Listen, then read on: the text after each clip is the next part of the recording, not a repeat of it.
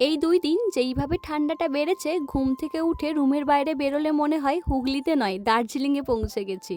এই ঠান্ডায় ঘুম থেকে উঠতে করতেই মোটামুটি আমার ৮টা বেজে যায়। তারপরে বাড়ির যে সমস্ত টুকিটাকি কাজগুলো থাকে সেইগুলোই আর কি সেরে নিচ্ছি।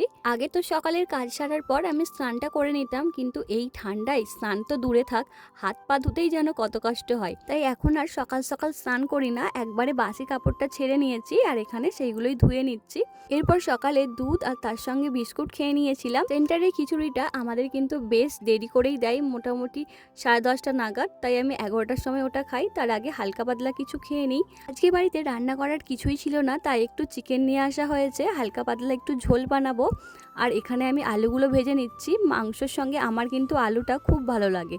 আর এখানে কিন্তু আমি সব মশলাগুলো রেডি করে রেখেছি, এবার মাংসটাকে কষিয়ে নেবো সব মশলা দিয়ে। রান্নাটা চেষ্টা করি আমি একটু সকাল সকালই করে নেওয়ার, কারণ রান্নাটা কমপ্লিট হয়ে যাওয়ার পর তারপরে কিন্তু আমি স্নান করে নিই একেবারে। তখন বেশ রোদও থাকে আর ঠান্ডাটাও অতটা গায়ে লাগে না। বিকালের দিকে আজকে একটু মাঠের দিকে গিয়েছিলাম, দেখলাম মাঠে আমাদের পুরো বেতে শাকে ভরে গেছে।